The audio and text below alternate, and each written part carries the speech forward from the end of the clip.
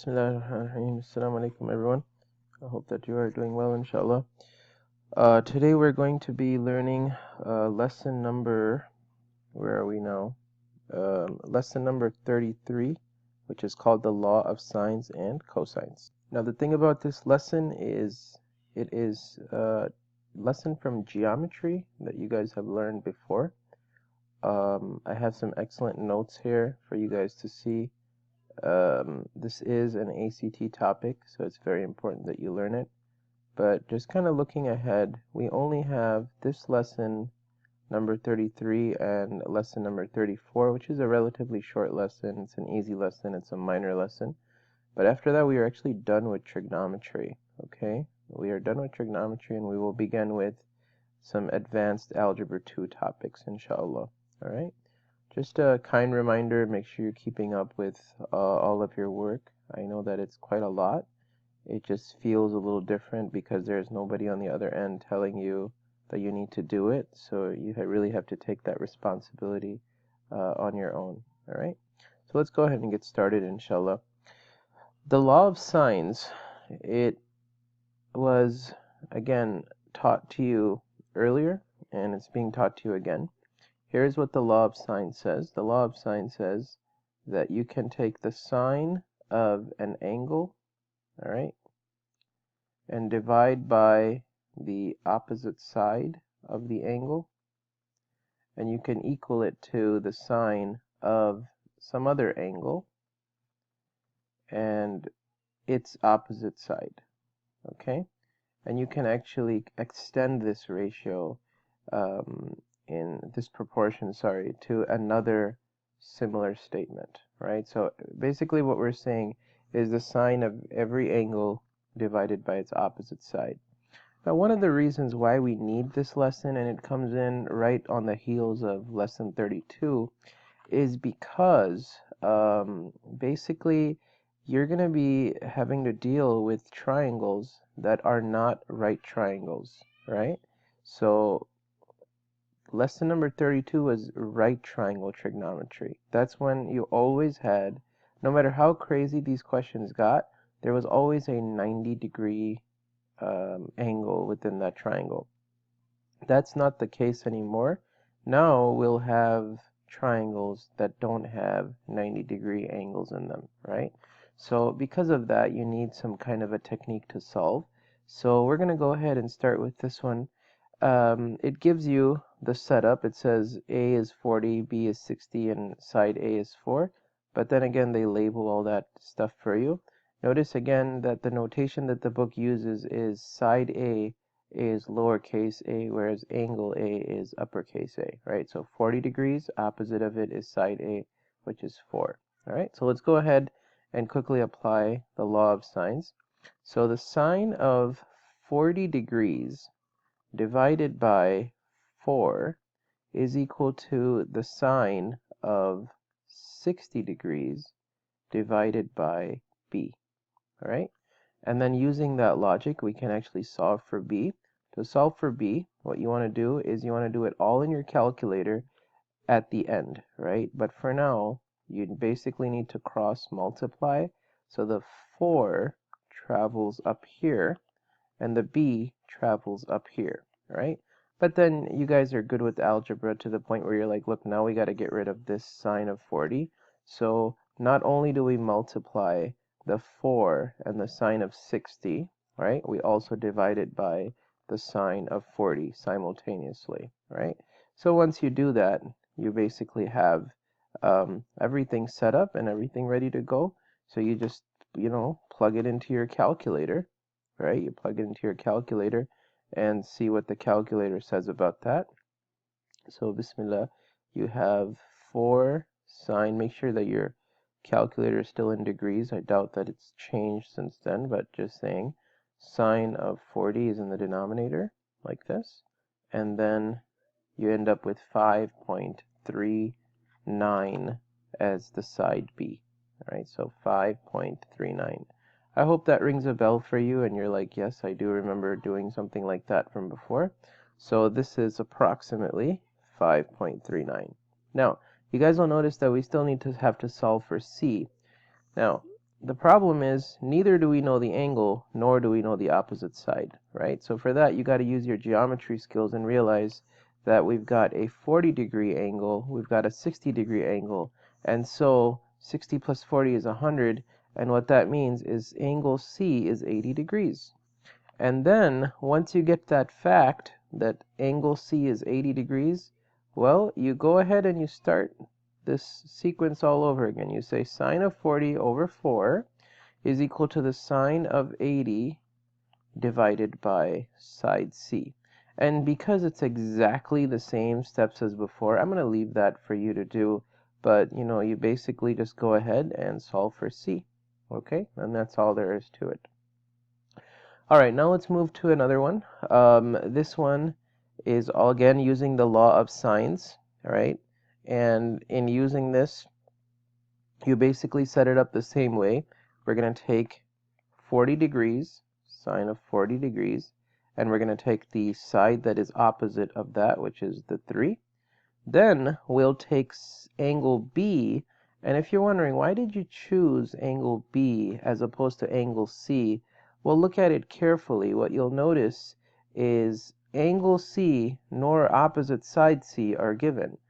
And you can't figure out what C is just by knowing that there is 180 degrees in a triangle. That's one of the reasons why we're doing this question, right? So when you can't do something like that, then you have to give it some more thought, like how exactly am I supposed to go about this? So you use what you have, right? And what you had was you had a 40 degrees and its opposite side of 3. You had an opposite side of 2, but you don't know its angle. Well, you can make one equation that's only got one unknown, so you can actually solve for it, right? So to do this, we're going to send this 2 up here. So you'll have 2 sine 40 degrees divided by 3 is equal to the sine of B. Now I want you to think to yourself, how are we going to solve for angle B, right? What do we need to do? And whenever you need to solve for an angle, you're always going to find yourself pressing the sine inverse button on your calculator. If you recall from the section where we learned to solve some really difficult trigonometric equations, one of the things that used to happen is when we were solving it, when we were doing that last step where we were trying to solve for theta, you would always tell yourself sine inverse, right? The inverse step is what we call it. Not necessarily the last step, sorry, but it was one of the steps, the third step that we had, right? So this is going to help us solve for the angle B. So really quickly, sine inverse 2 sine 40. And then we're going to divide that by 3, bismillah, and see what we end up with. So we end up with 25.37 degrees, right? So 25.37 degrees. And again, if you use that logic that we had earlier, we said a triangle has 180 degrees in it. So you got 180 degrees accounted for. 40 degrees subtract angle A, minus 25.37 degrees subtract angle B, because that we just found, and it's going to give you basically your angle C, right? So when we do that, we have basically 180 minus 40, right? We all know that's 140, but, you know, just trying to be thorough here, 25.37. And when we do that, we get angle C is 114.63 degrees. So angle C is 114.63 degrees. However, just knowing that is not enough, because if you think about it, there is still something that we don't know. We don't know what side C is, all right? So we're going to start basically all over again with this process. This time we're trying to solve for side C. So sine of 40 degrees divided by 3 is equal to the sine of 114.63 degrees divided by side C. And then the step is essentially the same as the previous example that I did for you. You're welcome to look at that example again. But basically, we'll bring the C up here. All right, let's bring the 3 up here. So we'll have 3 sine 114.63 degrees, and you're dividing that by the sine of 40 degrees, right? So Just pick up a calculator and throw all that stuff into a calculator and see what you end up with, inshallah. I have 3 sine 114.63. Oops, sorry. 114.63 like this. And then we're dividing that, bismillah, by the sine of 40, like this, right? So when we do that, we end up with 4.24, and so that is side C. And once again, we have solved for all the 3 things that were missing in this triangle over here. Okay, so that is the law of sines. That never really is a problem for anybody. It can be used to find sides, or it can be used to find angles, right? So there's that. Now, we're going to transition over to the law of cosines. First off, let's write down the law of cosines. Again, we're going through this in a quick rush because you've essentially done this before. It says, let's suppose you want to solve for a side C, all right? You take the other 2 sides and you square them individually, all right? This, by the way, should remind you of the Pythagorean theorem, all right? That piece is actually from the Pythagorean theorem. So you ask, well, what's the new thing here? The new thing here is you have to do minus 2 times A times B times the cosine of angle C. Look, I made that C a little bit larger so you can understand that that's referring to angle C, whereas this is referring to side C over here, okay? And the pattern is always going to stand. Whatever 2 sides are mentioned over here, they will always show up in the spots where I'm putting on red, right? And whatever shows up over here, its angle, its opposite angle, is always going to show up right here. And please don't forget, this is known as the law of cosines for a reason. It's because you put the cosine here. That's really not an issue for most people, okay? All right, so let's go ahead and try an example here. I've been given an angle of 60 degrees. I've been given 2 of the sides, right, that are on either side. So if you look over here, it says SAS, right, side angle side, because you have a side, you have an angle, and you have a side.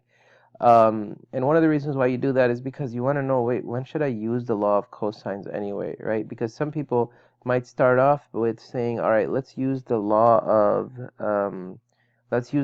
sines, and it's hard to say looking at this, but I believe the law of sines should give you something or not. So let's see here, sine of 60 degrees over C, and then sine of A over 2, and then the sine of B over 3. So you see that you're stuck no matter how you try to sort this out. So for example, let's suppose that you took this combo, right? You can't work with it. And the reason why you can't work with it is because you've got one proportion, but it's got 2 unknowns. And that same logic can be applied to the first proportion and the third proportion, or the second and the third. Every single time you set this up, you don't have everything that you're looking for. So it's good to know that the law of sines does not work here, but that might be time consuming for you to realize that, right? I'm just showing to you as a motivation. So what we say is whenever you see that it's side angle side, you just go straight to using the law of cosines, all right? And there is descriptions, by the way, for law of sines. Law of sines works for SAA and SSA, and the law of cosines works for SAS and in a little bit SSS, all right? So let's go ahead and set this up. What I'm going to do is I'm going to be clever about this. Now I realize that I have angle C, right? Because I have angle C, I will start with side C. All right? That's an indicator that I should start with side C. So let me set this up. C squared is equal to the other 2 sides squared. So 2 squared plus 3 squared minus 2 multiplied by the cosine, whoops, sorry, I got distracted there. 2 multiplied by 2 times 3 times the cosine of the angle that is opposite of side C. And the angle that's opposite of side C is 60 degrees. So if you're wondering why are you starting off like that, we started off like that because we knew that we knew angle C, so it would have been clever to start with side C, right? Now that we've done something like that, please realize that to solve for side C, all you need to do is basically take a square root of both sides, just like you would have done in Pythagorean theorem, okay? And that is going to give you the value of side C, all right? So let's take a moment, all right? Let's take a moment and let's kind of throw this all into our calculator here. So the square root, let me clear everything out. So square root of 2 squared plus 3 squared minus 2 times 2 times 3 times the cosine of 60 degrees, like that. And just throw that in there and you end up with 2.645. So let's make that a 2.65. So side C is 2.65 units. All right? All right, now, when you need to solve a triangle, recall from the previous lesson, that means you got to solve for all of everything that's in there. You can't just solve for one thing and move on with it, right? Now, if you think about what I said to you earlier, you could potentially use the law of sines now just to make this work for you. Just think about it, right? Because if you set up the sine of 60 degrees with the side that's opposite to it, which is 2.65, and you equaled it to the sine of B, right? And the side that's opposite to it is 3. So it actually works, right? It actually works. You can actually work with it. What I'm going to do, however, is I am purposefully going to dodge that. Now, if you show this in your work, by the way, it is perfectly good. All right, it is good. It is clever. I'm going to give you the points for it. I'm just going to show you a different technique to do it, simply because I need to make sure that you're comfortable with the law of cosines, right? So here's what I'm going to do. I'm going to set up a ratio here. And I'm going to say, all right, let's take side A. All right, let's take side A. And what is side A exactly? All right, what is side A? Side A is the thing that's opposite of angle A. So I'm going to start off with 2 squared. All right, side A squared. Now, what are the two sides that need to be now put into the mix? 3 squared, because that was B. And then we know C now, right? We know that C is 2.65 approximately. So 2.65 squared, like that. And then minus 2 times 3 times 2.65. Remember, it's always these two sides that show up in this number, and the number is next to 2. All right? And then this is the cosine of angle A. Once again, it's because angle A is what's opposite to side 2. Or you can say side 2 is opposite to angle A, right? So when you need to solve this, we've seen students make all kinds of mistakes with it, and that is why I am using this alternative method to get to angle A first. So watch what happens. This becomes a 4. This becomes a 9. This right here is 2.65 squared. So let's just square what we had from before, and we end up with 7. Well, that's very convenient. So that's 7. And you have 2 times 3 times 6, 2.65. So let's make that 6 times 2.65, because 2 times 3 is simply 6. So you end up with 15.9, right? Cosine of A. Now, here's a mistake students have made in the past. I'm just going to highlight this for you and then erase it. They've taken the 9, added it to the 7. That's good. But then what they accidentally do is they also subtract the 15.9. Now, think about it to yourself. What's wrong with doing something like that, right? So the problem there is the 15.9, it's being multiplied to cosine A, and which you don't know yet. So you remember PEMDAS says you can't add and subtract numbers till you haven't multiplied everything through and through. So that's one of the reasons why I'm trying to show you this example. Anyway, so 9 and 7 make 16. And so you have 4 is equal to 16 minus 15.9 cosine A. Again, you want to refrain from subtracting that 16 and that 15.9. Okay, now we're going to bring the 16 over to the left side. So that's going to make 4 minus negative 16, which is negative 12. And that's equal to negative 15.9 cosine of A. And finally, to get rid of the negative 15.9, you don't add it on both sides, you divide it on both sides, right? Because it was being multiplied to the cosine of A, so you need to divide it out. So when you divide it out, you're not quite done yet, but you are close to being done. You have that the cosine of A,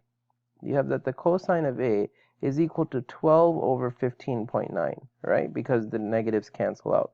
So think about what we said earlier. If you need to solve for an angle, what button do you really end up pressing on your calculator?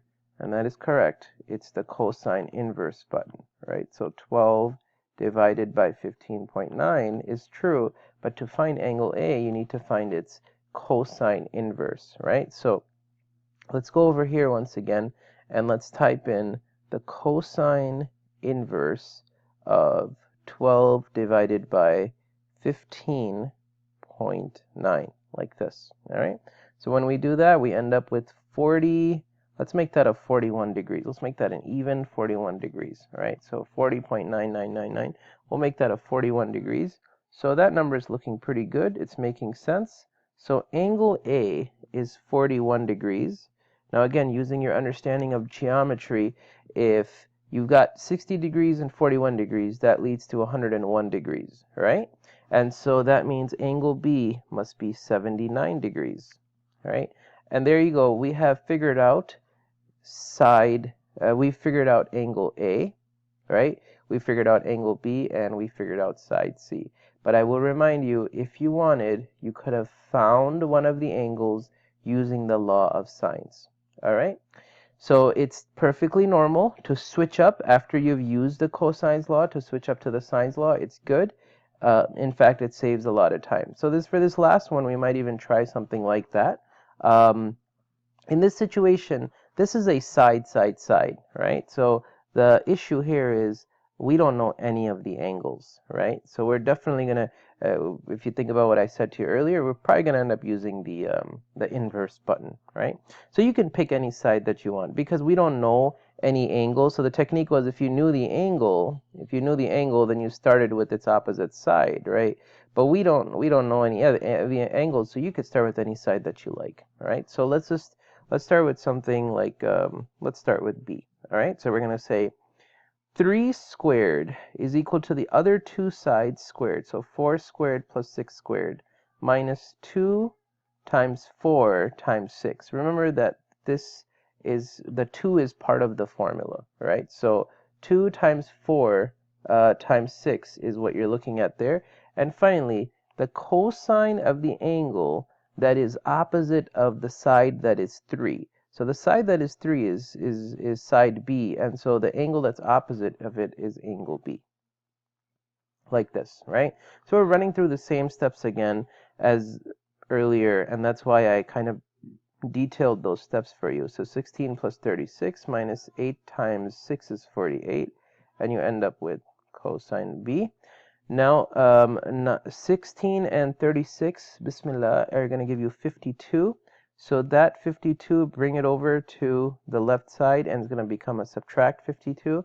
9 subtract 52 is going to give you, bismillah, I believe, negative 43. All right, so negative 43, yes. That's negative 43 right there. And that's equal to negative 48 cosine of B. All right, let's run through that same exact process that we did in that previous example. Divide by negative 48 on both sides, and that's going to allow you to cancel out the negative 48s here. And you end up with cosine of B is equal to the 43 divided by the 48. And to find B, once again, you're going to find yourself pressing that cosine inverse button and doing 43 divided by 48 right there. Okay, so let's go ahead and quickly just run that in our calculator and make sure we're all good. So the cosine inverse, bismillah, the cosine inverse of 43 divided by 48, like that. All right, so we end up with 26.38 degrees.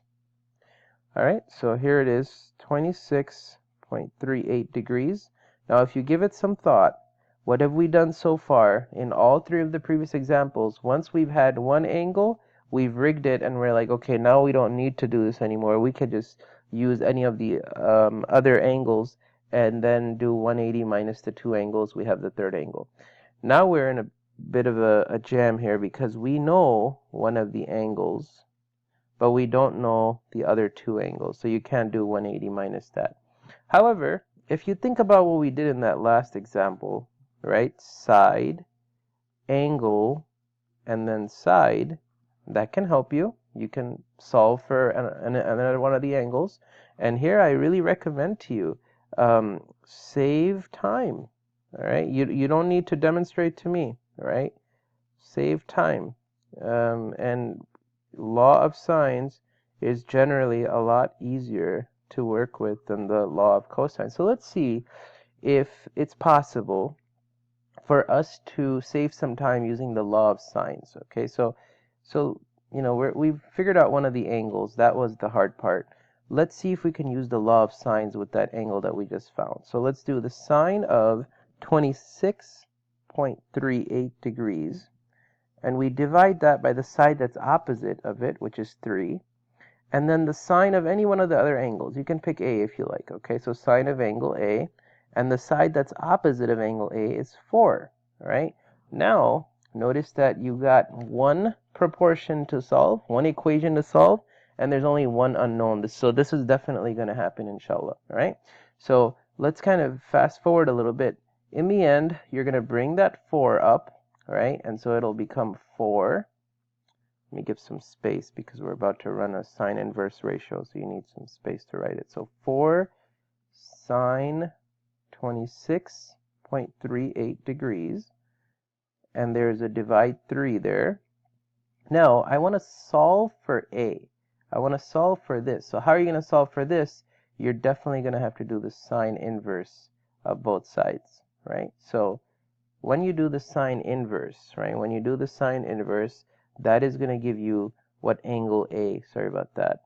So A is equal to sine inverse, and then you can find out what angle A is. Once you have figured out what angle A is, right? I think you figured out the pattern, is then you can figure out what angle B is. Angle B is simply going to be angle A minus, oh, I apologize. You're going to figure out what angle C is, right? So angle C is equal to angle 180 degrees minus angle A minus angle B. And so you'll have angle A, B, and you'll have angle C. So then you'll be ready to go. All right? So there you go. That is a relatively short lesson. It's not an easy lesson, but it's a short lesson. It's because you've been taught it once before in geometry, and you're basically relearning it again here. Your homework for this lesson, inshallah, is posted online. And good luck to you, and assalamu alaikum.